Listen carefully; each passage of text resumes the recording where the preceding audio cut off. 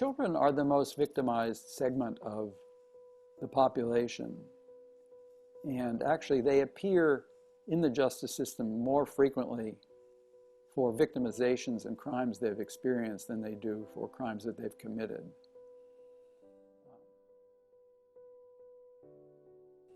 Juveniles that we are most concerned about are what we call polyvictims, children who have suffered more than one kind of criminal victimization. So that would be, for example, to have been abused by a parent and bullied by peers, or sexually assaulted by a classmate or a date.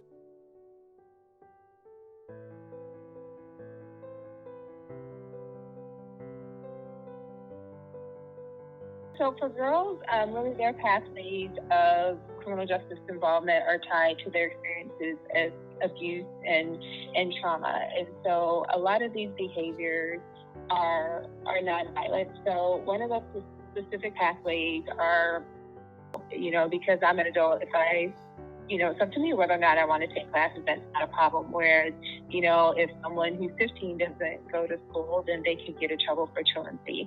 If I'm away from home for a prolonged period, maybe I'm on vacation or visiting, whereas if a young person, who's 13, 16, leaves home, then it's running away. So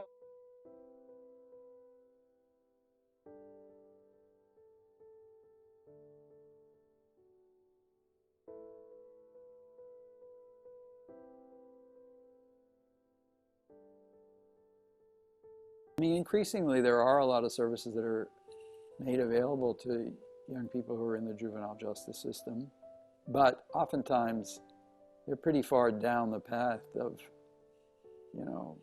maladaptive behavior, so it can be very, very hard. It certainly works better to reach them earlier.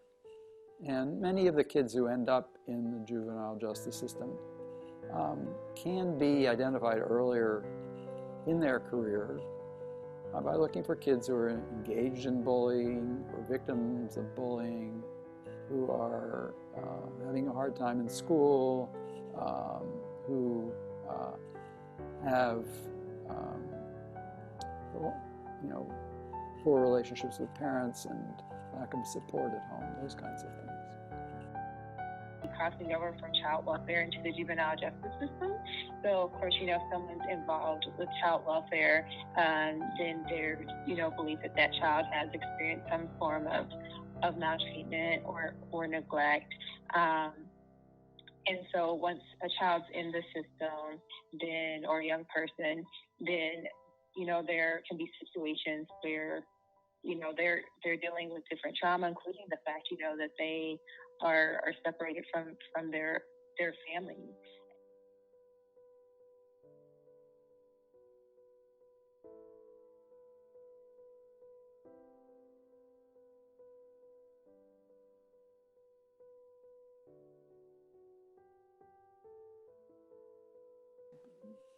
Even more of a rehabilitation focus, helping kids earlier on in the life course, having more supports for families and parenting, improving the foster care system so that it's more therapeutic and a better fit for kids who are having difficulties and have to be removed from their home. Having more police who are well trained in child development. Those are all things I would support.